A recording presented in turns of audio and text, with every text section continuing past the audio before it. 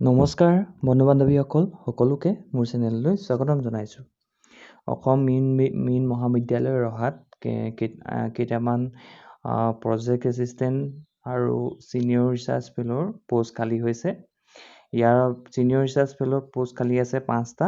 ইয়াৰ বাবে education qualification লাগিব MF master of fishery science in fishery research management, fish nutrition, fish genetics and biotechnology, aquatic environment management, MSc in zoology with specialization in fisheries, MSc in life sciences with specialization in molecular biology, biotechnology, MA master of fishery science in any discipline.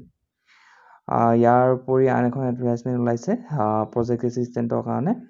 ইয়াত post আছে 3টা। ইয়াৰ বাবে হ'ব লাগিব bachelor of fishery science, BSc in zoology. এইসকল কেণ্ডিডেটে qualification থকা কেণ্ডিডেটে apply কৰিব পাৰিব। আৰু ইয়াৰ বাবে তেওঁলোকে IPO কাটিব লাগিব 50 টকা।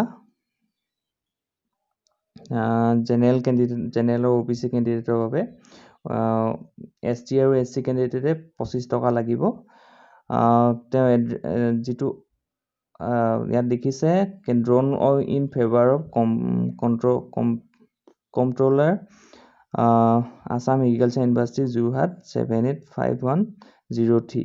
আৰু ৱাক ইন ইণ্টাৰভিউ হয়। এইটো ৱাক ইন ইণ্টাৰভিউ হ'ব খানাপাৰাত হ'ব। Director of research veterinary AIU খানাপাৰাত হ'ব ৱাক ইন ইণ্টাৰভিউটো। যিসকলে ইচ্ছা কৰে তেওঁলোকে ৱাক ইন ইণ্টাৰভিউত যাব পাৰিব। এয়াই ক'লোঁ এইটো বাতৰিত। এনেকুৱা ধৰণৰ চাকৰি সম্বন্ধীয় বিভিন্ন খবৰ পাবলৈ মোৰ চেনেলটো ছাবস্ক্ৰাইব কৰি দিব। মই এনেধৰণৰ বাতৰি দি থাকিম। ধন্যবাদ। জয় অসম।